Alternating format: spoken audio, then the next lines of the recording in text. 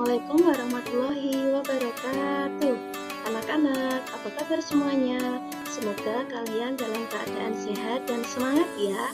Hari ini kita akan mempelajari salah satu hal yang sangat penting dalam agama Islam, yaitu tentang malaikat-malaikat Allah. Malaikat adalah makhluk Allah yang luar biasa dan punya banyak tugas yang mulia. Baiklah anak-anak, siapa di sini yang tahu apa itu malaikat? Malaikat adalah makhluk yang sangat istimewa.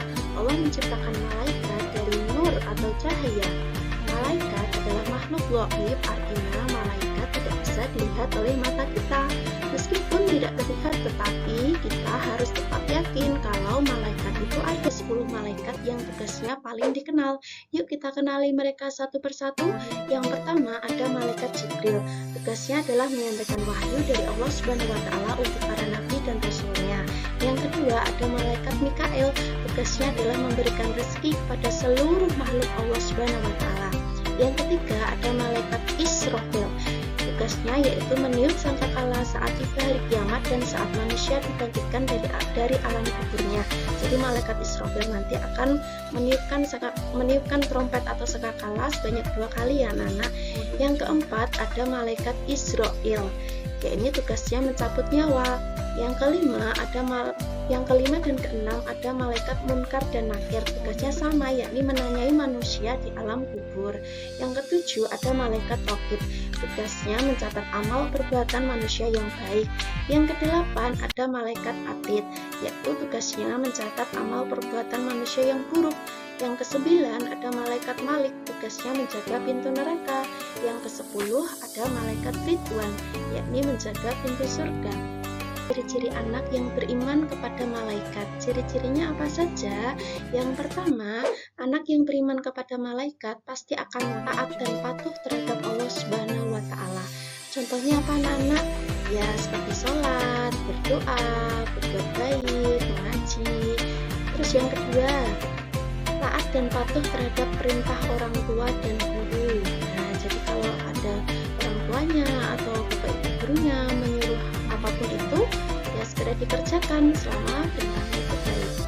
Yang ketiga, yakni meyakini bahwa ada malaikat yang selalu mengawasi perbuatan kita. Kita harus yakin walaupun kita tidak bisa melihat malaikat, tetapi kita harus yakin, oh ada malaikat yang selalu mengawasi kita. Siapa itu? Malaikat Raqib dan Atid, mencatat amal baik kita dan mencatat amal buruk kita. Selanjutnya, selalu berhati-hati dalam berbicara, karena kalau kita berbicara yang buruk pasti akan dicatat oleh malaikat siapa? Ya, malaikat Atid ya. Selanjutnya, selalu menerapkan akhlak terpuji dan berbuat baik kepada sesama. Nah, kalau kita menjadi anak yang beriman kepada malaikat, tentunya kita akan punya akhlak yang baik dan selalu berbuat baik kepada sesama dimanapun kita berada.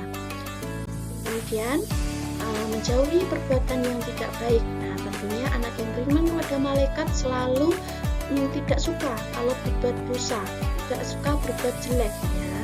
Bukan anak. Selanjutnya kita belajar hikmah. Hikmah itu apa anak-anak? Hikmah itu manfaat beriman kepada malaikat. Yang pertama akan meningkatkan iman kita kepada Allah. Kita semakin yakin kepada Allah. Oh, ada malaikat yang selalu mengawasi kita. Yang kedua, menjadi anak yang lebih berhati-hati dalam berperilaku. Karena apa?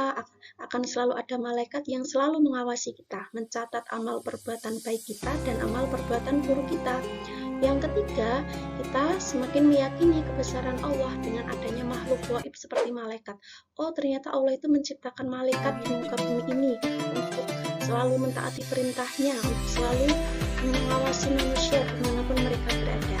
Ya, selanjutnya, kita akan gemar melakukan perbuatan baik karena kita yakin suatu saat kita akan misalnya dicabut nyawanya oleh malaikat Israel. Nah, kita harus siap-siap ini senantiasa berbuat baik setiap waktu.